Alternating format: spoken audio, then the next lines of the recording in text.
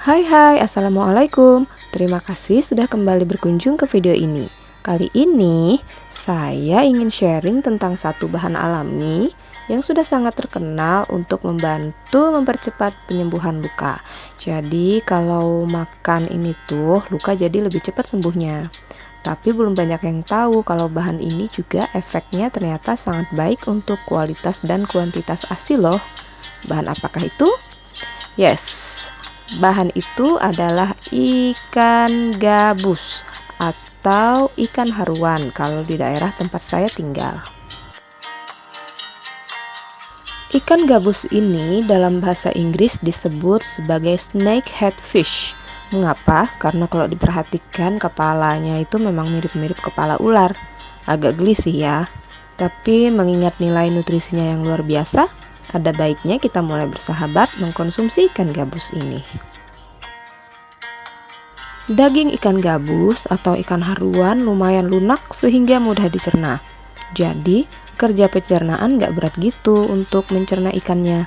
Inilah yang menyebabkan nutrisinya juga mudah diserap dan dimanfaatkan oleh tubuh. Dilihat dari nutrisinya, kandungan tertinggi dalam ikan gabus jelas adalah protein, bisa mencapai 25,2%. Lebih tinggi dibanding daging ayam yang sekitar 18,2%, daging sapi 18,8%, dan telur ayam yang hanya sekitar 12,8%. Persen di sini dalam arti per 100 gram bobot ya. Sedangkan kandungan albumin ikan gabus bisa mencapai 6,2%. Tingginya kadar protein albumin inilah yang berperan dalam mempercepat penyembuhan luka. Selain juga karena ikan gabus kaya dengan mineral seperti zinc misalnya. Manfaat ikan gabus yang bisa membantu mempercepat penyembuhan luka sudah terbukti secara ilmiah. Selain luka pasca operasi, albumin terbukti membantu mempercepat recovery luka bakar.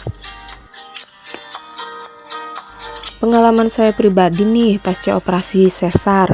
Jadi setelah operasi sesar, saya langsung konsumsi kapsul ekstrak ikan gabus bersamaan dengan obat medis yang memang sudah diresepkan. Luka jadi lumayan cepat mengeringnya. Jadi untuk konsumsi kapsul ekstrak ikan gabusnya nggak perlu nunggu obat medisnya habis dulu ya, bisa diminum bersamaan. Nah, luka luar bekas operasi sudah kering dalam jangka waktu sekitar 2 mingguan. Konsumsi kapsul ekstraknya tetap saya lanjutkan hingga masa nifas selesai. Karena luka dalam kan kita nggak tahu ya, nggak kelihatan. Setelah nifas, lanjut dengan makan makanan yang tinggi protein seperti ikan gabus segar, kemudian daging ayam, telur, dan protein-protein lainnya.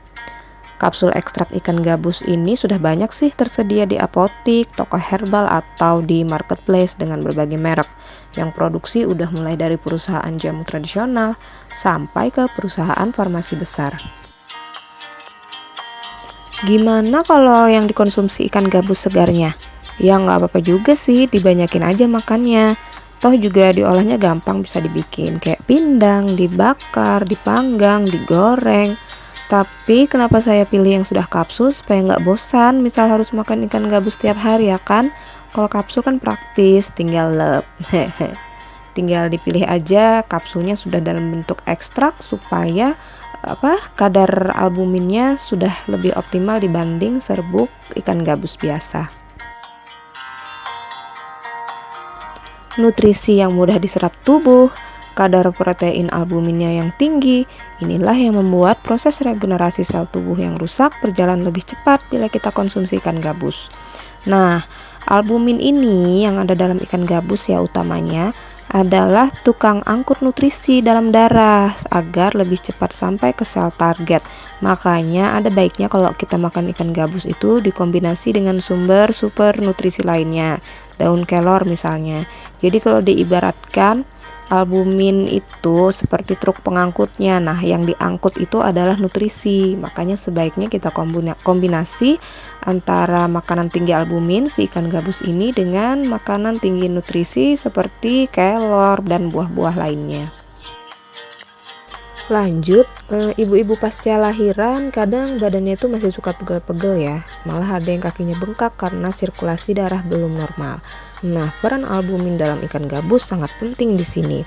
Albumin punya efek antiinflamasi atau anti peradangan dengan cara mengatur proses difusi osmosis cairan sel, sehingga albumin berperan dalam menjaga keseimbangan cairan dalam sel. Lanjutnya, dia bisa mencegah dan mengatasi bengkak pada ibu-ibu pasca lahiran tadi. Gak cuma buat ibu-ibu pasca lahiran sih, albumin ikan gabus juga bisa membantu mengatasi bengkak pada pasien hipertensi serta diabetes. Nah, jadi cocok banget kan kalau ibu-ibu yang baru lahiran ini banyak-banyak konsumsi ikan gabus, baik ikan segar ataupun yang sudah diekstraksi, supaya masa recovery-nya cepat. Kan kita harus cepat urus bayi tuh. Nggak salah ya kalau ikan ini disebut sebagai ikan obat oleh leluhur-leluhur kita, karena memang bisa membantu memulihkan kondisi lebih cepat. Lalu gimana dengan ASI? Karena ada beberapa orang yang takut konsumsi herbal untuk luka karena takut ASINya kering. Nah, ini tidak berlaku untuk ikan gabus ya. Kita cek dulu beberapa kandungan gizi yang ada dalam ASI. Jadi dalam ASI itu antara lain terdiri atas kasein, alfa-laktabumin, laktoferin, imunoglobulin, dan tentu saja albumin. Selain juga ada zat gizi lain seperti lemak dan lain-lain. Jadi, dengan ibu mengkonsumsi makanan tinggi albumin, otomatis membantu produksi ASINya lebih melimpah. Nah, ketika anak kita sudah mulai belajar makan pendamping ASINya, bisa tuh dikenalkan si ikan gabus ini, masukin dalam buburnya. Bagusnya albumin dari ikan gabus adalah dia minim alergi dibanding telur. Jadi relatif lebih aman diberikan, kecuali untuk yang memang punya riwayat alergi ikan sungai ya. Demikian sharing singkat saya kali ini. Terima kasih bagi yang sudah menonton sampai akhir. Semoga ada manfaat yang bisa diambil ya.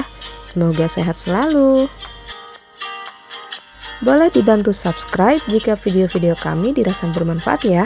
Akhir kata, Assalamualaikum warahmatullahi wabarakatuh.